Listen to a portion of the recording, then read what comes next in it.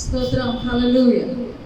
ఈ పునరుద్ధాన ఆరాధన మనం ప్రారంభం చేసుకుందాం. ప్రతి ఒక్కరు కూడా తల వంచి రెండు చేతులపైకి దేవునికి స్తోత్రాగం చెల్లిస్తూ ప్రార్థన ప్రారంభం చేసుకుందాం.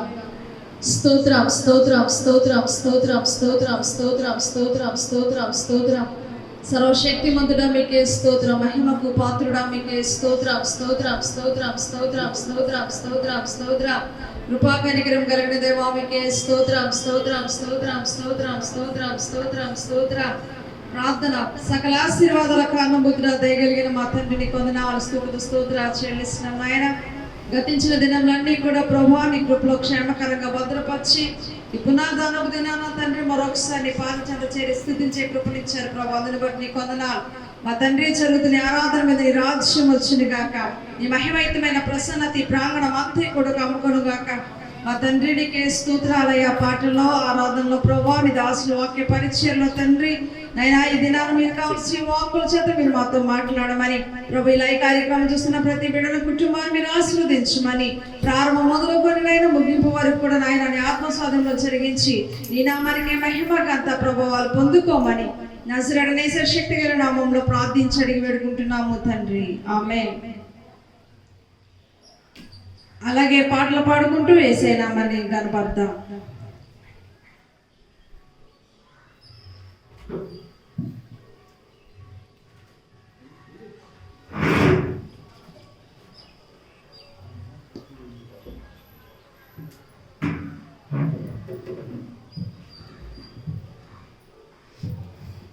స్తుతిగానమా నా యేసయ్య అని పాట పాడుకుని దేవుని నామాన్ని మహిమపరుద్దాం.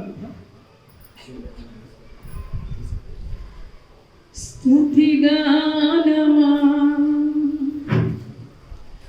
నా యేసయ్య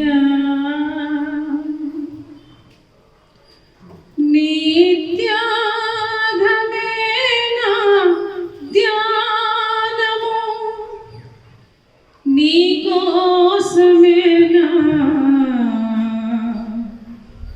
శేష జీవితం. స్తుతిగానమా నా యేసయ్య, స్తుతిగానమా నా యేసయ్య నీ త్యాగమే నా ధ్యానము, నీ కోసమే నా శేష జీవితం. స్తుతిగానమా నా యేసయ్య, నా హీన స్తుతి చూచి నా రక్షణ శృంగమై, నా హీన స్థితి చూచి నా రక్షణ శృంగమై, నా సన్నిధిని తోడని నన్ను ధైర్యపరచిన, నా సన్నిధిని తోడని నన్ను ధైర్యపరచిన నా నజరేయుడా, నా నజరేయుడా. స్తుతిగానమా నా యేసయ్య, నీ త్యాగమే నా ధ్యానము, నీ కోసమే నా శేష జీవితం. స్తుతిగానమా నా యేసయ్య, నీ కృప పొందుటకు ఏ యోగ్యత లేకున్నను, నీ కృప పొందుటకు ఏ యోగ్యత లేకున్నను, నీ నామ ఘనతకే నా శాశ్వత కృపతో నీ నామ ఘనతకే నా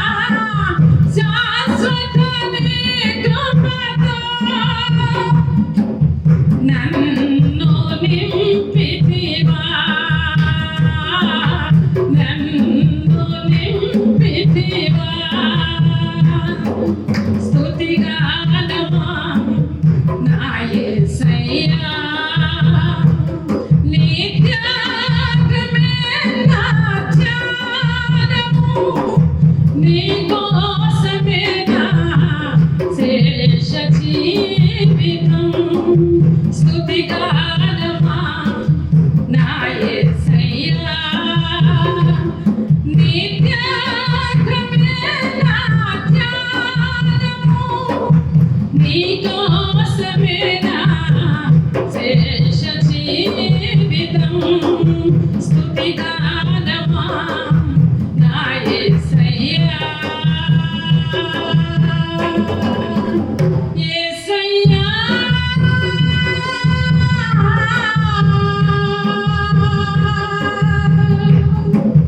నా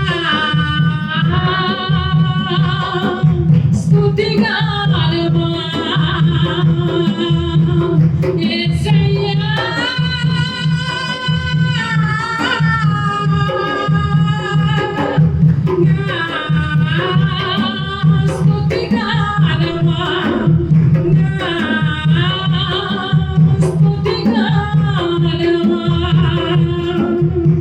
హల్లెలూయా.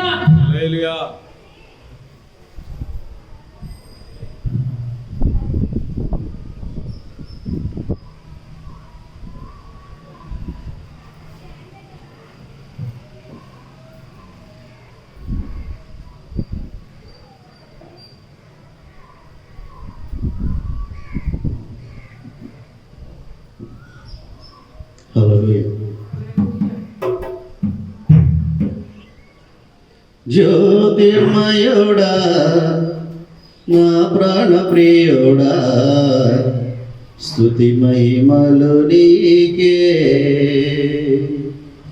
జ్యోతిర్మయుడా నా ప్రాణప్రియుడా స్తుతి మహిమలు నీకే నా ఆత్మలో అనుక్షణమున అతిశయము నీవే నా ఆనందము నీవే నా ఆరాధన నీవే నా అతిశయము నీవే నా ఆనందము నీవే నా ఆరాధన నీవే జ్యోతిర్మయుడా నా ప్రాణప్రియుడా స్తుతి మహిమలు నీకే నా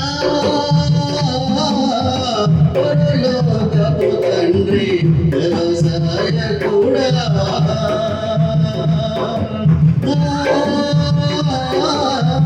పరలోకపు తండ్రి వ్యవసాయకుడా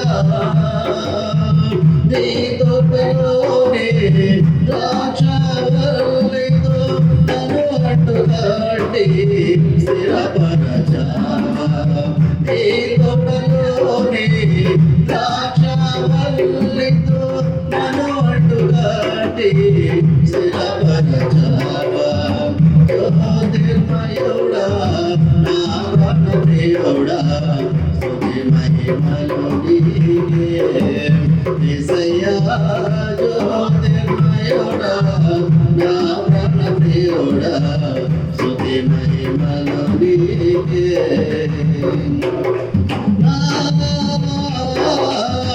పరలోకపు తండ్రి నా మంచి కుమారి నా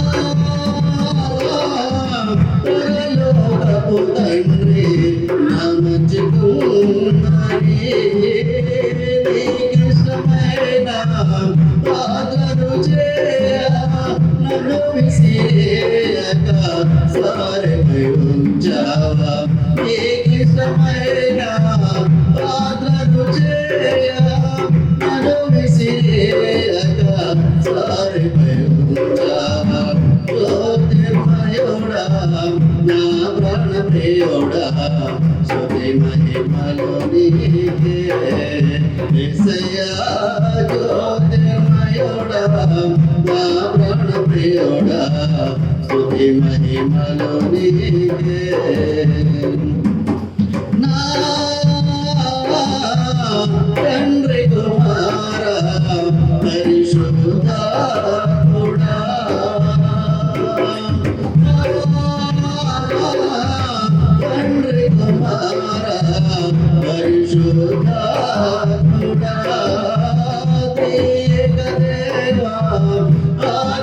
సమూదుడా నిన్ను నేమని ఆరాధించెదా ఏక దేవా ఆది సమూదుడా నిన్ను నేమని ఆరాధించెదా జ్యోతిర్మయుడా నా ప్రాణ ప్రియుడా స్తుతి మహిమలు నీకే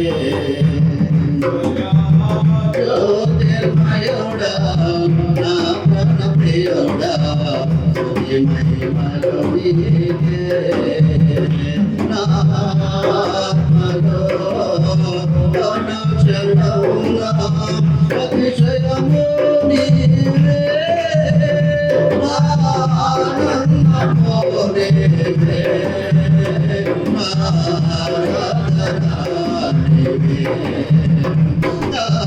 అతిశయము నీవే నా ఆనందము నీవే నా ఆరాధన నీవే జ్యోతిర్మయుడా నా ప్రాణ ప్రియుడా స్తుతి మహిమలు నీకే యేసయ్యా జ్యోతిర్మయుడా నా ప్రాణ ప్రియుడా స్తుతి మహిమలు నీకే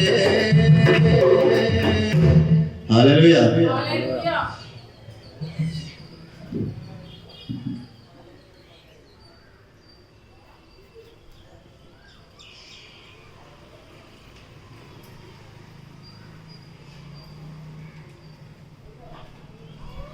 రైట్, కొద్ది నిమిషాలు దేవుని ఆరాధించుకున్నాం. ఎక్కడ వారు అక్కడే దయచేసి మోకరించండి. మన రెండు చేతుల పైకెత్తి పరిశుద్ధమైన పవిత్రమైన చేతుల పైకెత్తి తండ్రి అయిన దేవుని మనం ఆరాధించుకుందాం. స్తోత్రం. హల్లెలూయా హల్లెలూయా హల్లెలూయా హల్లెలూయా హల్లెలూయా.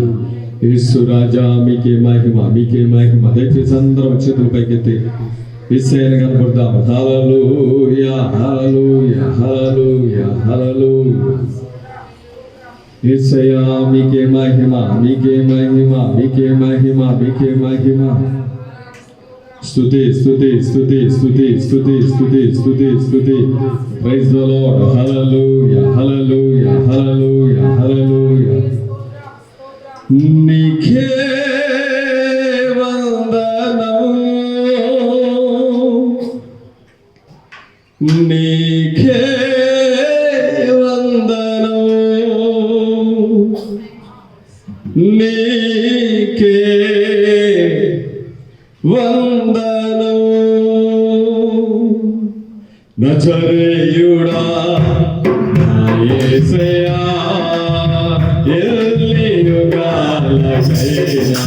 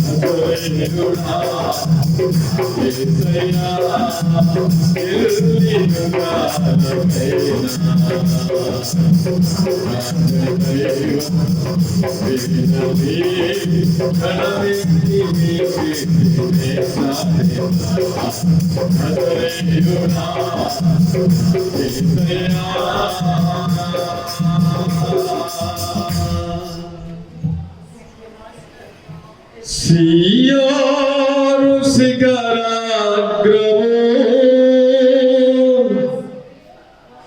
నీ సింహాసనమాయెనా సియోనులో నిన్ను చూడాలని ఆశతో ఉన్నాను నా యేసయ్యా నీకే వందనం నీకే వందనం నీకే వందనం. మహోన్నతుడా, మహాగరుడా, పూజింపదగిన వాడా, పూజారుడా, ఇశ్రాయేలు స్తుతులపై ఆశ్చర్యుడైన తండ్రి అయిన దేవమా, మీకే కోటాను కోట్లు స్తుతులు స్తోత్రాలు చెల్లిస్తున్నా. చేతులపైకి ప్రతి ఒక్కరు ఆయన కనుకుంటాం. హల్లెలూయా, హల్లెలూయా. నిరంతర స్తోత్రాలు కూడా నిత్యారాధనకు పాత్రుడా, మహిమకు పాత్రుడా, పూజింపదగిన వాడా, నిరంతరము గాన ప్రతిగానములతో పరిశుద్ధుడు పరిశుద్ధుడు పరిశుద్ధుడు అని పొగడబడుచున్న మా యేసయ్యా జీసస్. ఈ స్తుతి ఆరాధన మీకే చెల్లును గాక. ప్రార్థన. పరిశుద్ధుడా, ప్రేమ కలిగిన తండ్రి, ఇప్పటి వరకు పాటల్లో ఆరాధనలో ఈ నామానికి మహిమ తెచ్చుకున్న ఆరాధన బట్టి స్తోత్రాలు ప్రభా. ఈ దినము జరుగుతున్న ఆరాధనను మీ చేతులకు అప్పగిస్తున్నా. అనానుకూల పరిస్థితుల్లో మమ్మల్ని ఈ విధంగా మీ కృపలో జ్ఞాపకం చేసుకొని ఆరోగ్యం ఇచ్చి ఆయుష్ ఇచ్చి మీ కనుసన్నల్లో భద్రపరుస్తూ నడిపిస్తూ నిలిపిన వాడా, సంవత్సరం ప్రభా ఈ దినాలన్నిటిలో, ఈ దుర్దినాలలో భయభ్రాంతులతో బ్రతుకుతున్నటువంటి ప్రజలకు ఈ హస్తముల తోడుగా ఉంచండి. కొద్ది నిమిషాలు నీ వాక్య ధ్యానంలోనికి మేము వెళుతూ ఉన్నాం. నీ నోటి బోరగా నీ దాసుడైన నన్ను నీ శిలువ చాటున వరకు పరుచుకుని మాతో మాట్లాడు. యేసయ్య శక్తి కలిగిన నామములో ఈ ప్రార్థనకి వేడుకుంటున్నాము తండ్రి, ఆమేన్. రైట్, కొద్ది నిమిషాలు దేవుని వాక్యాన్ని ధ్యానం చేసుకుందాం.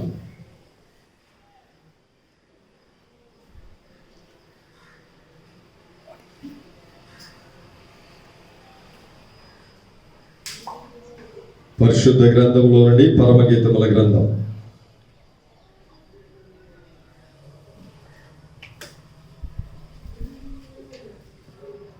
7వ అధ్యాయం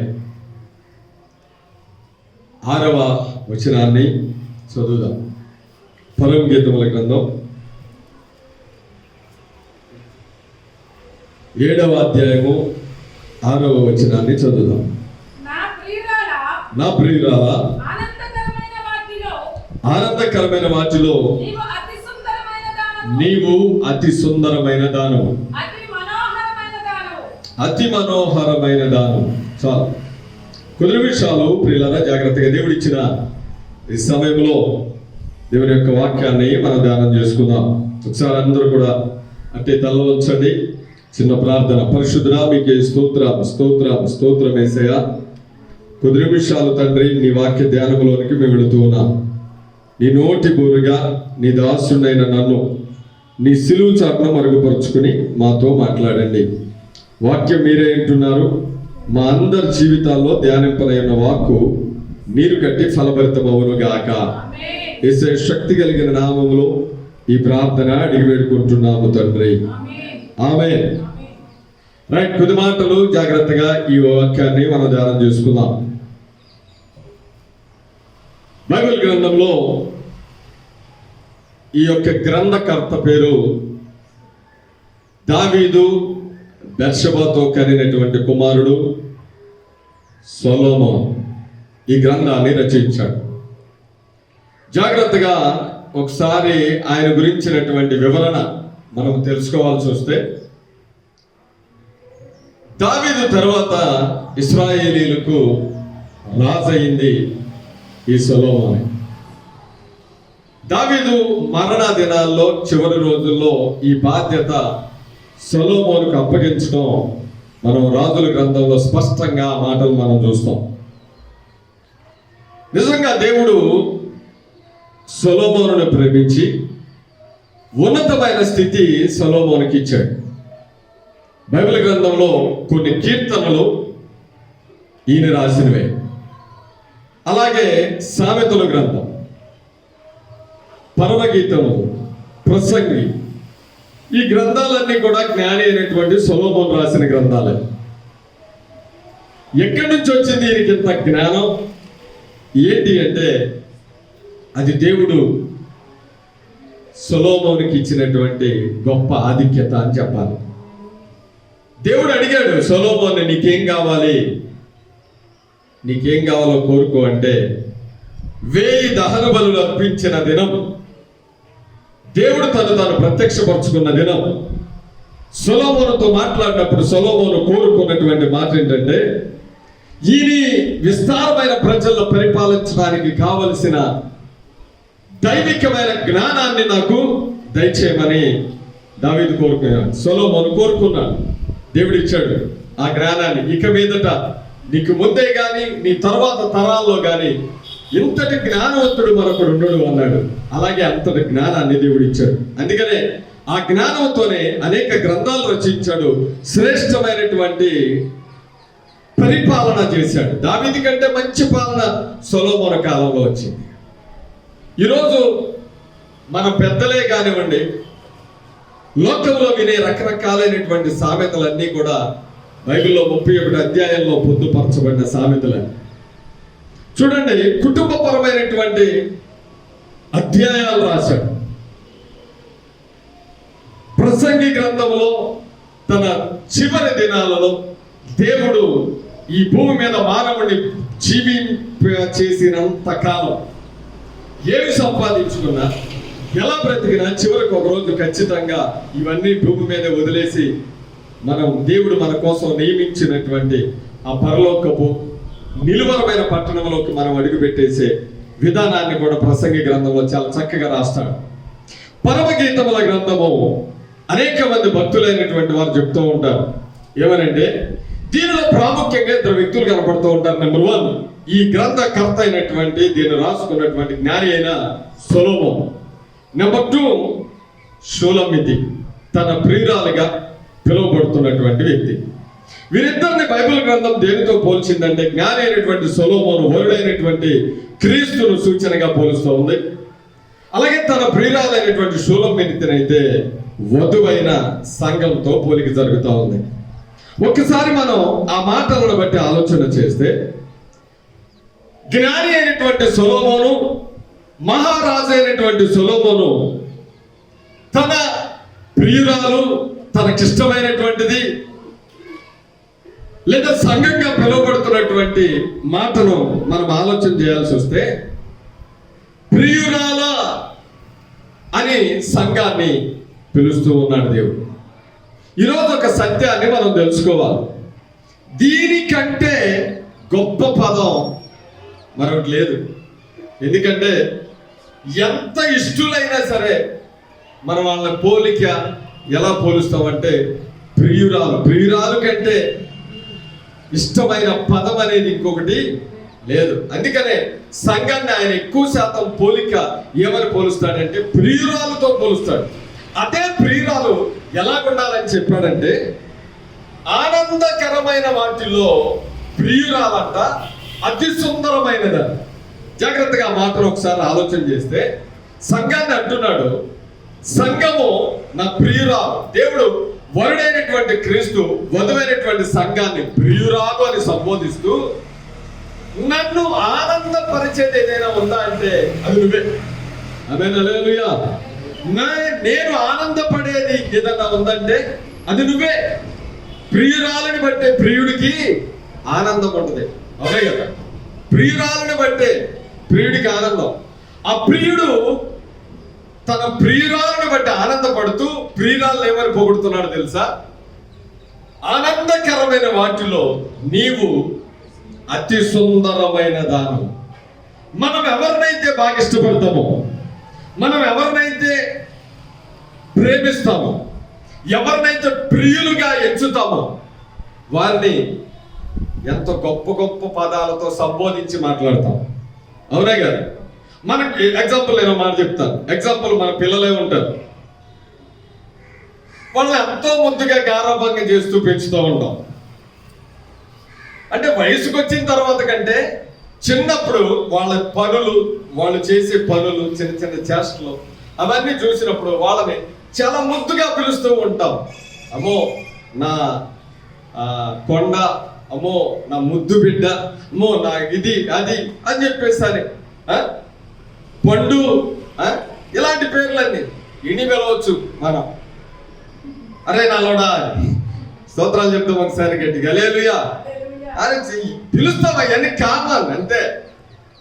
సోలమితి నల్లదే, ఆమేన్, హల్లెలూయా అంటది కదా, ఆమె నల్లని దానని చిన్న చూపు చూడకు, నా ప్రియుని మందను నేను కాస్తున్నాను అని. ప్రియురాలు నల్లదే కావచ్చు, కానీ ఆ ప్రియురాలు గురించి ఇస్తున్న సాక్ష్యం ఏంటంటే, నీవు నాకు అతి సుందరం. ఎవరంట? ప్రియురాలు సొలొమోనుకి అతి సుందరం, అతి మనోహరం అంటున్నాడు. ఈరోజు ఒక సత్యాన్ని మనం నేర్చుకోవాలి. ఏంటంటే, ఎప్పుడు కూడా ఒకటి గుర్తుపెట్టుకోవాలి. సంఘాన్ని ప్రియురాలుగా దేవుడు పోలుస్తున్నప్పుడు ఆ సంఘానికి దేవుడు పెట్టిన పేరేంటంటే ప్రియురాలు అతి సుందరమైనదంట. మనం అతి సుందరులు అని పిలిపించుకోవాలి, అతి మనోహరులు మనం అని పిలిపించుకోవాలి. ఎవరు పిలవాలి అంటే, మన ఇంట్లో వాళ్ళు ఇవాళ నచ్చితే బంగారం అని పిలుస్తారు, రేపు నచ్చితే కాకి బంగారం అవుతాం కదా, పిలుపులు మారిపోతా ఉంటాయి. నా దేవుడు పిలుపు ఎప్పుడు కూడా ఎట్లా ఉందో తెలుసా? ఎఫ్రాయిమును దేవుడు ఎంతగానో ప్రేమించాడు. ఎఫ్రాయిము ప్రవర్తించిన ప్రవర్తనకి, నీ ప్రవర్తన నన్ను దుఃఖంలోనికి తీసుకెళ్తుంది అన్నాడే గాని ఎఫ్రాయిమును దేవుడు ఎక్కడ కూడా తోసేయలేదండి. స్తోత్రాలు చెప్తాం ఒకసారి గట్టిగా, హల్లెలూయా. దేవుడు ఎప్పుడు కూడా దూరపరచుకోలేదు. దేవుడు ప్రేమించేవాడు. అందుకని ఆయన అంటున్నాడు, ప్రియురాలుగా పోలుస్తున్నాడు. ఆ ప్రియురాలతో చెప్తున్నటువంటి సత్యం ఏంటంటే, ఈరోజు నీవు అతి సుందరమైన దానం. ఈరోజు ఒక మాటను మనం ధ్యానం చేద్దాం. అదేంటంటే, సంఘము ప్రియురాలు మనమైనప్పుడు దేవుని చేత మనం కూడా ఇలాంటి బిరుదు పిలిపించుకోవాలి. దేవుని చేత మనం కూడా పిలిపించుకోవాలి. దేవునికి మనం కూడా ముద్దు బిడ్డలం కావాలి. దేవుని చేత మనం కూడా నీవు అతి సుందరం అని పిలిపించుకోవాలి. బైబిల్ గ్రంథంలో చాలా మంది అలా పిలిపించుకున్న వాళ్ళు లేకపోలేదు. చాలా మంది అలా పిలిపించుకున్నారు. నేను ఒక వ్యక్తిని మీకు జ్ఞాపకం చేస్తాను. అలా పిలిపించుకున్న వ్యక్తి ఎవరైనా ఉన్నారా అంటే ఆ వ్యక్తి ఎవరో తెలుసా? దానియేలు. దేవుని చేత ఏమని పిలిపించుకున్నాడో తెలుసా ఆయన?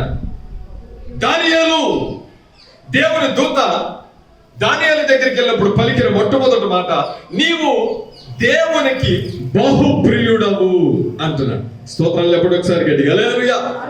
ఎవరంట దానియేలు దేవునికి? ఎంత గొప్ప మాట అండి ఇది. చిన్నప్పుడు లేదా బైబిల్ కాలేజీలో ఉన్నప్పుడు ఇంటికి ఉత్తరాలు రాయాలంటే ఈ పదం వాడేవాళ్ళం. ప్రియాతి ప్రియమైన అమ్మా నాన్నలకు ఈ పదాలు ఉండేవి. ఇప్పుడు ప్రియాతి ప్రియాలు లేవు. హలో బోలో, ఇది తప్ప ఇంకోటి లేదు కదా, అవునా కదా? తల్లి మాట్లాడుతుందో, తండ్రి మాట్లాడుతున్నాడో, తండ్రే కొడుకుతో మాట్లాడుతున్నాడో, కొడుకే తల్లితో తండ్రితో మాట్లాడుతున్నాడో, హలో బోలో తప్ప ఇంకో పదం లేదు. ఒకప్పుడు దినాలు ఎట్లాగుండే, ఎంత గౌరవం, ఎంత మర్యాద. ప్రియాతి ప్రియమైన తల్లిదండ్రులకు ఎక్కడ క్షేమం, మీరు అక్కడ క్షేమం తలుస్తున్నారు. ఈ పదాలు లేవు. కానీ నా దేవుని చేత మనం ఈ పదాలు పిలిపించుకోవాలి. అందుకనే దానియేలు దేవుని చేత ఈ పిలిపించుకున్నాడు. పిలిపించుకున్నాడు దానియేలు. దేవుని దూత స్వయంగా దానియేలుని కలిసినప్పుడు దానియేలుతో చెప్పినటువంటి మాట అదే. ఒకసారి ఆ బైబిల్ గ్రంథంలో వచ్చి ఆ మాటను మనం చూద్దాం. చదవండి. దానియేలు గ్రంథం 9వ అధ్యాయం 23వ వచనాన్ని, నీవు విజ్ఞాపన చేయని ఆరంభించినప్పుడు ఈ సంగతి నీకు చెప్పమని. చూడండి, ఇక్కడ జరుగుతున్నటువంటి సత్యం ఏంటంటే దానియేలు ఇంచుమించు 21 రోజు ఉపవాసం ఉండి ప్రార్థన చేయడానికి పూనుకున్నాడు. దానియేలు ఉపవాస ప్రార్థన ప్రారంభిస్తున్నాడో లేదో దేవుని దగ్గర నుంచి సమాధానం దేవుడే స్వయంగా తన దూతను పంపుతున్నాడు అన్న. అక్కడ ఏమని రాసిందో తెలుసా? నీవు విజ్ఞాపన చేయని ఆరంభించినప్పుడు, ఎప్పుడు? ముగింపులో కాదు, నువ్వు ప్రారంభించినప్పుడే దేవుడు నన్ను నీ దగ్గరికి పంపించాడు. ఎందుకు? ఏంటి అంటే నీ సంగతి ఏంటో తెలుసుకొని నీకు కలిగిన దర్శన భావమును అనుగ్రహించడానికి, దాన్ని గ్రహించేది ఇవ్వడానికి. నీవు ఏ విషయంలో అయితే ప్రార్థన చేస్తున్నావో, ఎందుకంటే చూడండి, ఒక మాట నాకు అనిపిస్తూ ఉంటుంది. దేవునికి దానియేలు ఎవరెంతకి బహుప్రియుడు. తనకి చాలా ఇష్టుడైన లేదా ప్రియుడైన దానియేలు మోకాళ్ళేస్తా ఉంటే, మన పిల్లలు విపరీతమైన కష్టపడుతూ దుఃఖపడుతూ ఉంటే మనం తట్టుకుంటామా? అందుకనే నేను అనుకుంటాను, అయ్యో నా ప్రియుడు, నా బిడ్డ లేదా నా కుమారుడు, నా ముద్దు బిడ్డ మోకరిస్తే 21 రోజు ఉపవాసం ఉండి ప్రార్థన చేస్తున్నాడు. లే, నువ్వు లే, గాబ్రియల్ వెళ్ళు, పరిగెత్తు, త్వరగా వెళ్ళి సమాధానం చెప్పు, ఏంటో కనుక్కో, ఎందుకు ప్రార్థన, ఏంటి ఆ విషయం ఏంటో తెలుసుకోమంటున్నా. దేవునికి ఎంత ఇష్టడు కాకపోతే దేవుడు తన దూతను పంపుతాడండి? ఎంత ఇష్టడు కాకపోతే.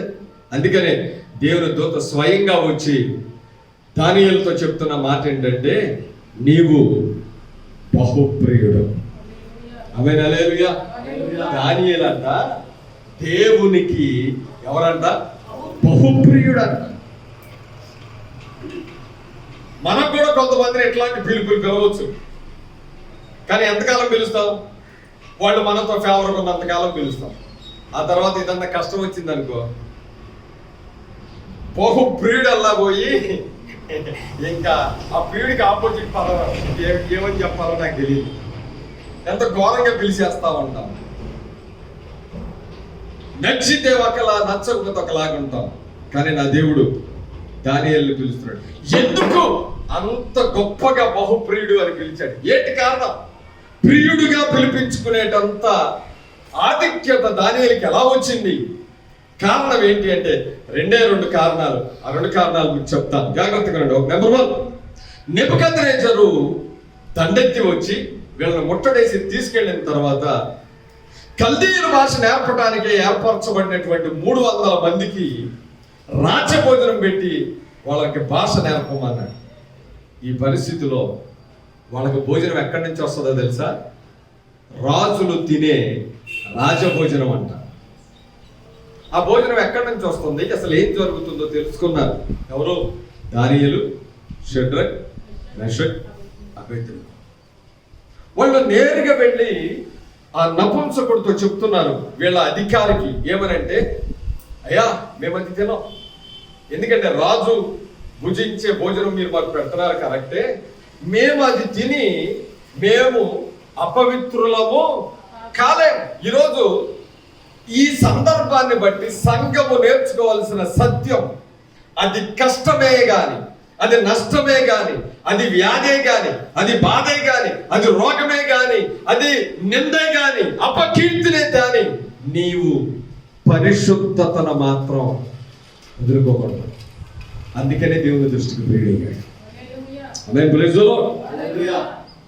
పరిశుద్ధతను విడువకున్న వ్యక్తికి దేవుడు ఏమని పిలిచాడంటే, నాకు బహుప్రియుడు అన్నాడు. ఈరోజు మనం దేవుని దృష్టికి బహుప్రియులం కావాలంటే నువ్వు చేయాల్సిన పని ఏంటో తెలుసా?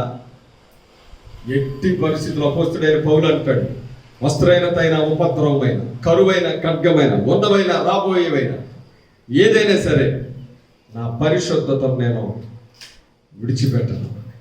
ఈరోజు దేవునికి బహుప్రియుడు. రెండోది, నిలబెట్టిన ప్రతిమకు దానియేలు మొక్కాడా? మనం షార్ట్ కట్లు వెళ్ళిపోదాం. ఏంట్రా విషయం అంటే, ఎవడో కూడా, ఇంకొకటి దానియేలు విషయంలో ఎవడో కూడా ఎవరికి ప్రార్థన చేయకూడదు. మరి ఏం చేయాలి? నెల దినముల వరకు రాజుకెళ్ళి మొరపెట్టుకోవాలని చెప్పారు.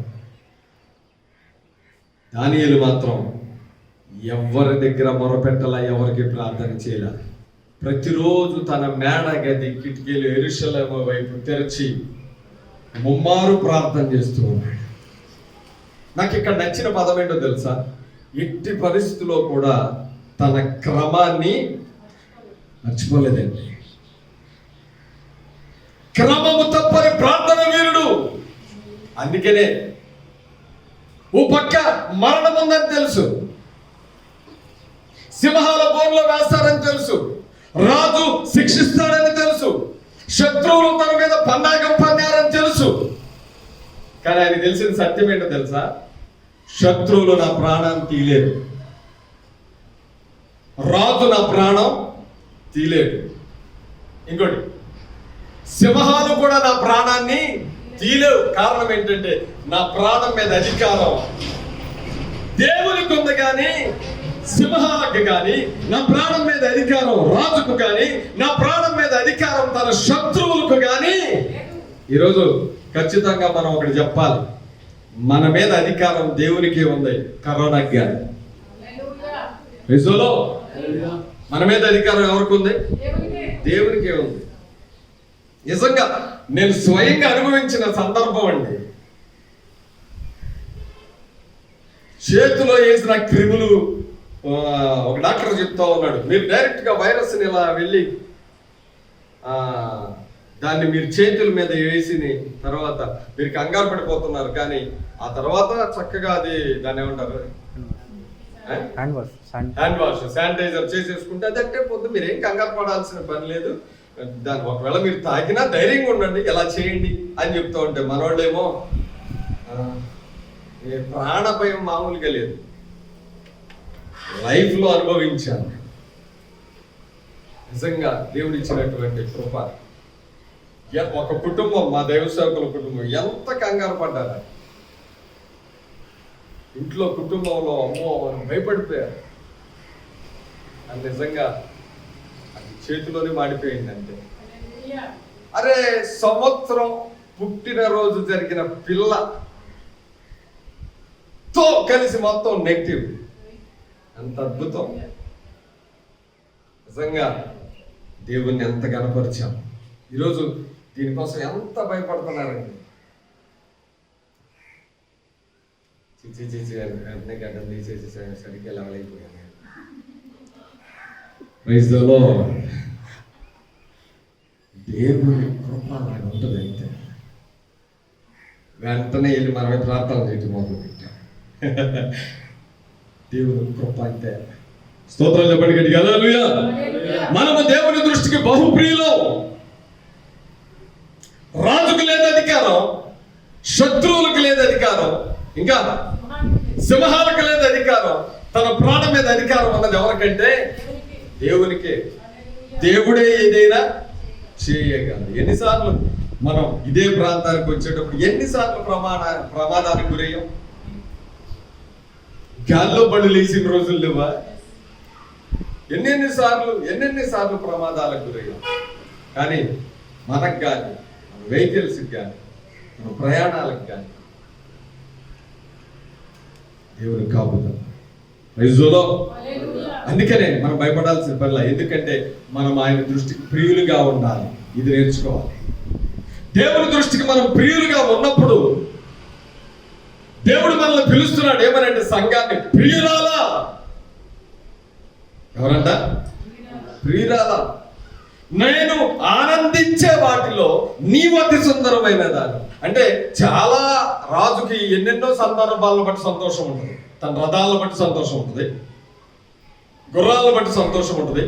ఎందుకంటే సొలొమోను వాడిన రథాలే కానీ గుర్రాలు కానీ ఐగుప్తు నుంచి తేబడినవి, చాలా హెచ్చైనటువంటివి. వాటిని బట్టి, సైన్యాన్ని బట్టి, దేశాన్ని బట్టి సంతోషం ఉంటుంది. వీటన్నిటికంటేనంట ప్రియురాలంటే మాత్రం ఇంకా సంతోషం అంట. ఎందుకంటే ఆ ప్రియురాలుని ఎవరు పిలుస్తున్నాడంటే నీవు అతి సుందరము, అతి మనోహరం, దేనికి లేని పేరు. ఈరోజు దేవుని చేత మనం కూడా అలాగే పిలిపించుకోవాలి.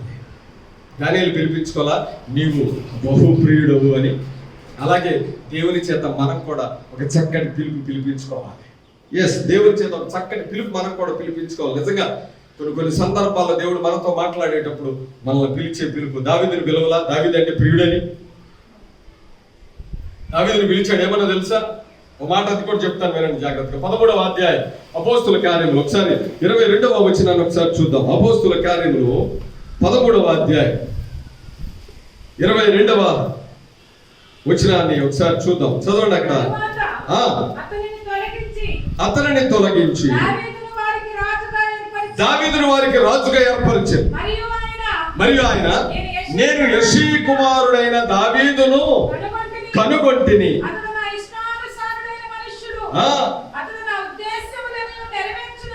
ఎవరు చెప్పగలుగుతారా మాట? దేవుడు దావీదు గురించి ఎంత మంచి సాక్ష్యం ఇచ్చాడో చెప్పండి. ఏంటంట ఆ సాక్ష్యం? అతడు నా ఇష్టానుసారుడైన మనుష్యుడు. ఎంతకంటే మంచి బిరుదు ఉంటుందా? అరే ఏదన్నా కావాలంటేనే రికమెండేషన్ లెటరు, పలానా ఆయన సంతకం, పలానా ఆయన అని దగ్గరికి వెళ్తా ఉంటాం. దేవుడే స్వయంగా దావీదంటే నాకు చాలా ఇష్టం, అతను నా ఇష్టానుసారుడు. అంత మంచి సాక్ష్యం అండి. ఎంతకంటే గొప్ప సాక్ష్యం ఎవరిస్తారండి? అతడు నా ఇష్టానుసారుడైన మనుష్యుడు. ఇంకోటి, అతడు నా ఉద్దేశాలన్నిటినీ నెరవేరుస్తాడు. దేవుడిచ్చిన మాట అది. ఇదే మాట 40వ కీర్తన 8వ వచనంలో అనుకుంటా అక్కడ ఒక మాట దావీదు కూడా చెప్తాడు. ఏమనంటే ఒకసారి చూద్దామా? 40వ కీర్తన ఒకసారి చూడండి. నా దేవా, చూడండి ఆయన కీర్తనలో రాసుకుంటున్నాడు ఆ పదం. ఏమనంటే, దేవా నీ చిత్తము నెరవేర్చుట నాకు సంతోషం. ఈరోజు దేవుని చిత్తం నెరవేర్చడం సంతోషమేనా? దేవుని చిత్తము నెరవేర్చుట నాకు సంతోషం. ఏంటి దేవుని చిత్తం నెరవేర్చడం? నిజంగా సౌలు తర్వాత రాజుని చేసింది దావీదుని దేవుడు. ఈయన ఎక్కడ ఉండాలి? రాజ్యరకం చేస్తూ సింహాసనం మీద ఉండి రాజ్యాన్ని చక్కగా చక్కదిద్దాలి. ఈయన ఎక్కడ ఉంటాడు తెలుసా? నేను చిరకాలము యెహోవా మందిరంలో నివాసం చేస్తాను. ఉండాల్సింది ఎక్కడ? సింహాసనం మీద. ఉండేది ఎక్కడ? మందిరంలో. దేవుడు ఇష్టపడ్డా? పైపెచ్చు ఎవరైనా ఈయన మందిరంలో నుంచి ఇంటికి వెళ్ళిపోతున్న సమయంలోనో లేదా ఇంటి దగ్గర కనిపించిన సమయంలోనే, రాజా మందిరములకు వెళ్ళుదామని జనులు నాతో అనినప్పుడు నేను సంతోషించాను అన్నాడు. మందిరములకు వెళ్ళుదాము అంటే అర్థం ఏంటి? నీతో పాటు కలిసి అంటే రమ్మనే.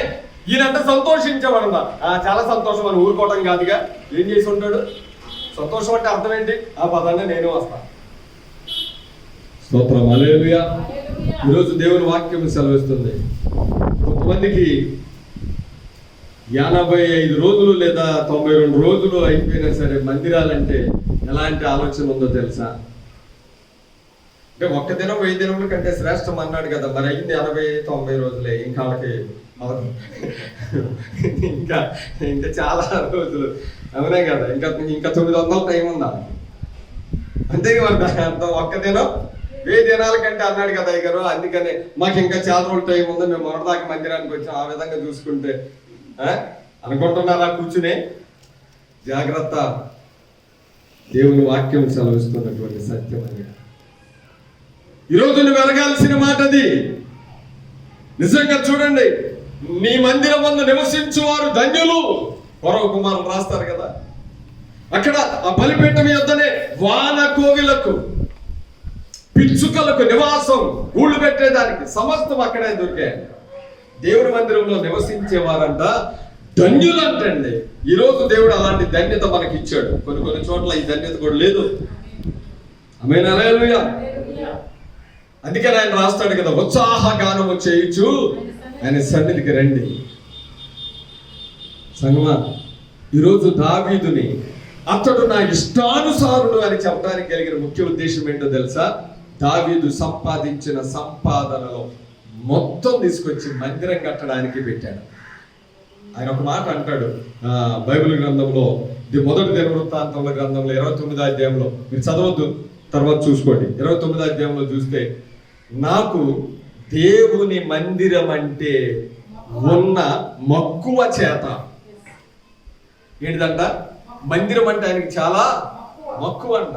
అమ్మయ్య, చాలా రోజుల నుంచి మందిరాలు మూతపడి మనల్ని అడిగేవాళ్ళు లేరు, ప్రశాంతంగా అనుకునేవాళ్ళు కూడా ఉన్నారు.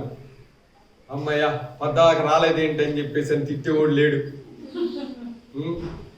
ప్రశాంతంగా లైవ్ లో చూసేస్తాం, చేతులు పైకెత్తో నా ఇంకా చూడు అనేవాళ్ళు లేరు. నిజం, ఈ బాధలు ఏమి లేవు, ప్రశాంతంగా ఉన్న పరిస్థితి అనుకున్నాను. చూడండి దావీదు చేసినటువంటిది.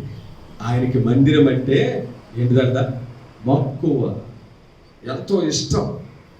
దేవుని వాక్యం సెలవిస్తుంది, మందిరాన్ని, యెరూషలేమును ప్రేమించువారంట వర్ధిల్లుతారంట. నీ జీవితంలో వర్ధిల్లత కావాలా? అయితే నువ్వు తెలుసుకోవాల్సిన సత్యం, దేవుని చేత అతడు నా ఇష్టానుసారుడు, అతడు నా ఉద్దేశములన్నిటినీ నెరవేరుస్తాడు అని దేవుని చేత గొప్పగా నువ్వు చెప్పించుకోవాలనుకుంటే ఖచ్చితంగా దేవుని వధువైనటువంటి సంఘంగా అనుకుంటా. అందుకని అంటున్నాడు ఆయన, నా ప్రియురాలా, నేను ఆనందించు వాటన్నిటిలో నీవు అతి సుందరమని.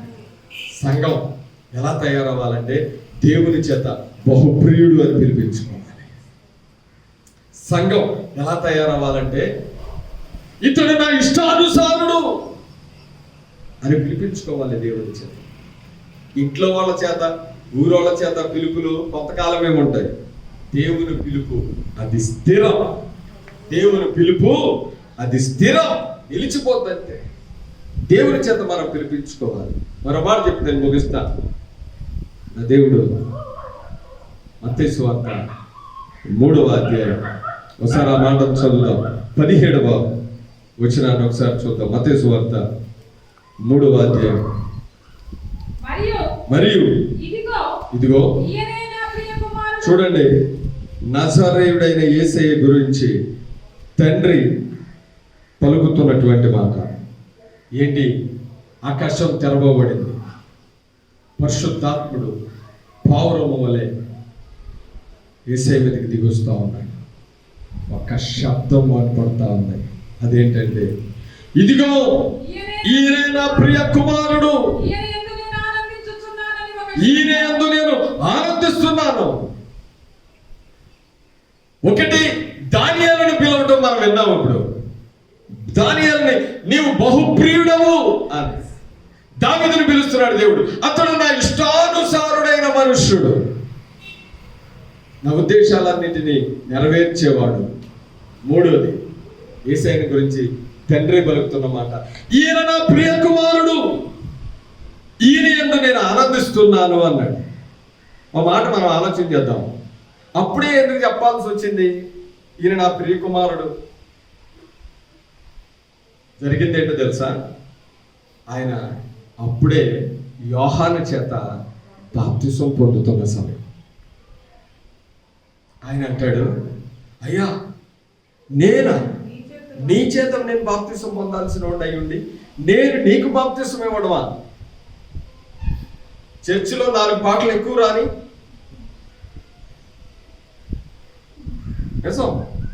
4 రెఫరెన్సులు తీసుకుని ఒక ప్రసంగం ఎప్పుడన్నా టైం ఇస్తే చేయని ఎలా చూడం? నీవు నా ముందు పోవచ్చు, నాకు మార్గము సరళం చేయటానికి నా తండ్రి చేత పంపబడిన వాడవే. ఆయనే ఒప్పుకున్నాడు. ఏమనంటే ఆయన చెప్పులు వారు విప్పుటకైనను నేను యోగ్యుడను కాను, నేను పాత్రుడు కాను అన్నాడు. నువ్వు చెప్పిందే కరెక్ట్. ఎంత విధేయత చూశాను. ఈరోజు సంఘాలలో నేర్చుకోవాల్సింది ఏంటో తెలుసా? విధేయత అండి. విధేయత నేర్చుకోవాలి. నా యేసయ్య యోహాను చేత బాప్తిసం పొందుతున్నాడు. ఒక అభిషక్తుడే యోహాను, కానీ యేసయ్య పాదాలకున్న చెప్పులు వారు విప్పటానికి కూడా యోగ్యుడు కాదని ఆయన చెప్తుంటే, నేను పంపబడిన వాడని కదా, నేను కుమారుణ్ణి కదా, సర్లే అని చెప్పేసి అని తన ఆధిపత్యాన్ని అక్కడ చూపించాల. ఏం చేస్తున్నాడో తెలుసా? యోహాను దగ్గర విధేయత ఇప్పటికీ ఇలా కానీ ఏమాత్రం తనను తాను చూపించుకోలేదు అక్కడ. ఈరోజు చూపించుకోవటం ఎక్కువ, కనబరుచుకోవటం తక్కువ. అంతవరకు ఇదే జరుగుతుంది. ఎప్పుడు గుర్తుపెట్టుకోండి, ఆయనే హెచ్చింపబడాలి, మనమే తగ్గబడాలి. ఘనత, మహిమ, ప్రభావాలన్నీ ఆయనకే చెల్లాలి. మనం ఎవరో మనం ఏర్పాటు బైబిల్ చెప్తున్నటువంటి సత్యం. ఈ మాటలు మనం తెలుసుకోవాలి. ఇంకొక మాట, నేను ఈయన బట్టి ఆనందిస్తున్నాను. ఒక మాట చెప్పనా? ఎవరైనా సరే భూమి మీదకి చావడానికి వెళ్ళేవాడు కావాలి అని అడిగించుకుని భూమి మీదకి చావడానికే వచ్చేవాడు ఎవరైనా ఉంటారా? తెలిసి అక్కడ ఏమని రాయబడిందో తెలుసా? దేవునితో కూడా ఉండుట విడిచిపెట్టకూడని భాగ్యమని ఎంచుకొనలేదు గాని శిలువ మరణము పొందినంతగా తన్ను తాను రిక్తుడనిగా దాసుని స్వరూపమును ధరించుకొని, చూడండి, ఆయనకు తెలుసు ముందుగానే, తండ్రి ఈ గిన్నెని నా యుద్ధ నుండి తొలగించు, ఆయనను నీ చిత్తమే సిద్ధీకరించునుగాక. నీవు పంపించిన పనే నెరవేర్చబడాలి. భారమే, కానీ నేను వచ్చింది నీ చిత్తం నెరవేర్చాలి. కష్టమే, కానీ నేను వచ్చింది చనిపోవడానికి. చాలా ఇబ్బందే, కానీ నేను గాయాల పాలవ్వాలి, నేను తున్నపడాలి, ఆఖరి రక్తం పొట్టు వరకు నేను కార్చాలి, మ్రాను మీద నేను వ్రాలాడ తీయబడాలి. అందుకనే నా యేసయ్య తెలిసి తన ప్రాణాన్ని సజీవ యాగంగా మన కొరకు ఆయన యాగమైపోయాడు. ఆయన యాగమైన తీరు, ఆయన చేస్తున్నటువంటి పని దీనంతటిని, అందుకనే తండ్రి ఆయన్ని ఏమని పిలుస్తున్నాడంటే, ఈయన నా ప్రియకుమారుడు, ఈయన యందు నేను ఆనందించుచున్నాను. మనం దేవుని యొక్క చిత్తాన్ని నెరవేర్చేవారమై ఉన్నాం. అలా ఉన్నప్పుడు మనల్ని బట్టి దేవుడు ఏం చేస్తాడు? ఆనందిస్తాడు. ఏంటంటే, నా బిడ్డ నా చిత్తాన్నే నెరవేరుస్తున్నాడు, నేను పంపిన పనే చేస్తున్నాడు, నాతోటి నడుస్తున్నాడు అని దేవుడే సాక్ష్యం ఇస్తాడు. చూడండి, అలా సాక్ష్యం లేనప్పుడు మనం చేయలేము. అందుకనే ఈరోజు సంఘాన్ని పిలుస్తున్న పిలుపు మనం కూడా పిలిపించుకోవాలి. చూడండి, దానియేలును పిలిచిన పిలుపు, దావీదును పిలిచిన పిలుపు, నా యేసయ్యను బట్టి ఆనందిస్తున్న పిలుపు దేవునిలో మన జీవితాల నెరవేరినట్లు మనం కూడా ముందుకు సాగిపోదాం. దేవుడు ఆయన కృప మనకు తోడేయండి, నడిపించున్నాం గాక. తల వంచండి, ప్రార్థన చేసుకుందాం. మాస్టర్ ప్రార్థనలో నడిపిస్తాం. ఎక్కడ వారు అక్కడ తల వంచండి, ప్రార్థన చేసుకుందాం. స్తోత్రం. హల్లెలూయా, హల్లెలూయా, హల్లెలూయా, హల్లెలూయా, హల్లెలూయా. యేసయ్యా మీకే స్తోత్రం, స్తోత్రం. ప్రార్థన చేసుకుందాం. ఇది నా పరిశుద్ధాత్మ దేవుడు తన దాసుల ద్వారా మాట్లాడిన ప్రతి మాటను బట్టి మన హృదయాలు ప్రభుకు సమర్పించుకుంటూ ప్రార్థన చేసుకుందాం. పరిశుద్ధుడా, ప్రేమ గల తండ్రి, నీ కొందనాలు, స్తుతులు, స్తోత్రాలు చెల్లిస్తున్నాం నాయన. ఈ పునరుద్ధానపు దినాన ప్రభువా, నీ దాసుల్లో నుండి మీరు మాట్లాడిన ప్రభువా జీవవాక్యం బట్టి మరొకసారి నేను స్తుతిస్తున్నాం. మా తండ్రి ఆయన ప్రియురాలని ప్రభువా ఏ రీతిగా అయితే సొలొమోను ప్రభువా షూలమతిని పిలిచింటున్నాడో, ఈ దినాన ప్రభువా వధువైన సంగముగా ప్రియులారాన్ని ప్రభువా మమ్మల్ని పిలుస్తుండగా నాయన దేవానికే స్తోత్రాలు. ప్రభు నీకు ఇష్టమైన బిడలముగా నీ చేత ప్రియులముగా పిలిపించబడే కృపను భాగ్యాన్ని మీరు ఇచ్చినందుకు నీకు కోటానికి కోట్లు స్తుతులయ్యా. మా తండ్రి నీకే స్తోత్రాలయ్యా. దానియేలును ప్రభువా బహు ప్రియుడిగా పిలిచిన దేవుడు నాయన. దావీదుని ప్రభున ఇష్టానుసారుడైన మనుషులని పిలిచిన దేవుడు ప్రభువా. అయా నీ ప్రియకుమారుడైన యేసుని ఈ యందు నేను ఆనందించుచున్నానని పిలిచిన దేవుడు ప్రభువా నీకే స్తోత్రాలయ్యా. అనేకమైన భక్తులు ప్రభువా అయా నీ ద్వారా బిరుదులు పొందుకొని ఉంటున్నారు దేవానికే స్తోత్రాలయ్యా. ఈ దినాన ప్రభువా నీ బిడ్డలంగా జీవిస్తుండగానైనా నీకు ఇష్టమైన బిడ్డలంగా నీ చేత తండ్రి చక్కటి బిరుదులు పొందుకునే కృపను భాగ్యాన్ని దయచేయమని ప్రార్థిస్తున్నామయ్యా. తండ్రి క్రమము తప్పన ప్రార్థన పరుడుగానైనా దానియేలు ఉంటున్నాడయ్యా. అపవిత్రమైనది ముట్టని వాడిగా ఉంటున్నాడయ్యా. చిరకాలం నీ మందిరంలో నివాసం చేసి స్తుతించే వ్యక్తిగా దావీదు ఉంటున్నాడు దేవానికే స్తోత్రాలు. అయా తండ్రి నీకే స్తోత్రాలు. అయా ప్రియకుమారుడుగానైనా అయా తండ్రి చిత్తాన్ని నెరవేర్చిన వాడిగా ప్రభా యేసయ్య ఉంటుండగానైనా నీ చిత్తాన్ని నెరవేర్చే వారముగానైనా నీకు ఇష్టముగా తండ్రి అయా దేవని సంతోషపరిచే వారం ఉండకు సహాయపడ దయచేయండి. విన్న మాటలను ప్రభా ప్రతి ఒక్క హృదయంలో నీరు కట్టి ఫలింపదయచేయమని ప్రార్థిస్తున్నామయ్యా. వాకి చెప్పి దాసులు కూడా మీరు దీవించమని మంచి ఆత్మ శక్తి బలమును దయచేసి ఇంకా బహు బలముగా వాడుకోమని ఈ పునరుద్ధానపు దినాన ప్రభా పునరుద్ధానపు ఆశీర్వాదాలతో కృపతో మేలుతో నిన్ను బలపరచమని ఈ లైవ్ కార్యక్రమం చూసిన ప్రతి కుటుంబాన్ని బిడ్డలు కూడా మీరు బలపరిచి దీవించమని నజరేయుడైన యేసు శక్తి కలిగిన నామములో ప్రార్థించి అడిగి వేడుకుంటున్నాము తండ్రి. ఆమేన్. యేసు రక్తమే జయం, సిలువ రక్తమే జయం. ప్రభువు యేసు నామమునకు సంపూర్ణ విజయం కలుగును గాక. అపవాద క్రియలకు అంతరాశం.